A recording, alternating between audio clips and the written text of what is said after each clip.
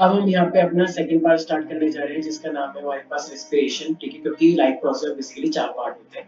Respiration आप लोग पहले से ही पढ़ के आ रखे हैं। रेस्पिरेशन हमारे पास क्या होता है, यूजुअली लोग बोलते हैं ब्रीथिंग, सांस का लेना, तो ये सांस का लेना, बट एक्चुअली में ये रेस्पिरेशन का एक छोटा सा पार्ट है which is called external respiration. जब आप एयर को ब्रीथ करते हैं तो ये जो ऑक्सीजन आपकी बॉडी में गई है नॉस्ट्रल्स के थ्रू, ठीक है, तो ये हमारे पूरे के पूरे रेस्पिरेटरी सिस्टम में गई है। तो ये जब भी ये ऑक्सीजन आपकी बॉडी में जाती है ना, तो देखो अभी न्यूट्रिशन में आपको ग्लूकोज मिल गया था, तो ग्लूकोज का होता है ऑक्सीडेशन। तो जब भी ग्लूकोज इस ऑक्सीजन से कंबाइन करता है तो हमारे पास क्या निकल के आती है, energy in the form of ATP, adenosine triphosphate. तो ये जो ऑक्सीडेशन ऑफ ग्लूकोज हुआ है, ग्लूकोज की ऑक्सीडेशन के बाद हमारी बॉडी में एनर्जी बनकर आएगी, तो ये हमारे पास कहलाता है इंटरनल रेस्पिरेशन।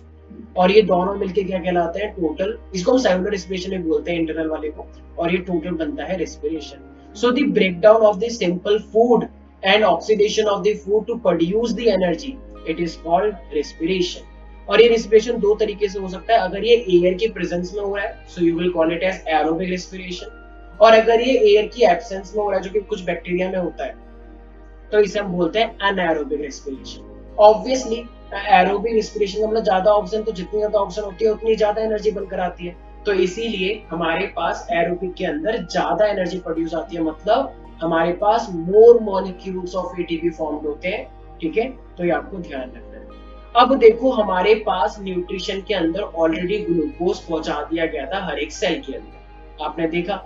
तो जब ये ग्लूकोज एक्चुअली में, अब जब ये रेस्पिरेशन होगा आपके सेल्स के अंदर, आप सांस तो ले ही रहे हो, ब्रीथ तो कर ही रहे हो, इनहेलेशन, और फिर अपनी बॉडी से कार्बन डाइऑक्साइड एक्सहेल कर रहे हो, एक्सहेलेशन, ठीक है।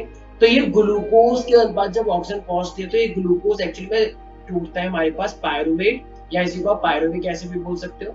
तो ये एक्चुअली में ग्लूकोज होता है 6 कार्बन का, तो ये पहले बनता है 2 मॉलिक्यूल्स ऑफ पायरुवेट।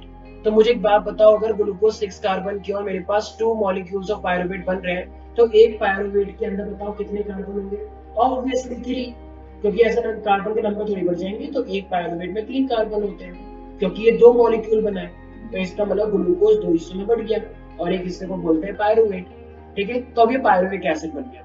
अब ये पायरुवेट आगे जाके डिसाइड करेगा कि इसे किस में जाना है, कि इसे एरोबिक में जाना है, इसे अनएरोबिक में जाना है, डिपेंड्स ऑर्गेनिज्म टू ऑर्गेनिज्म।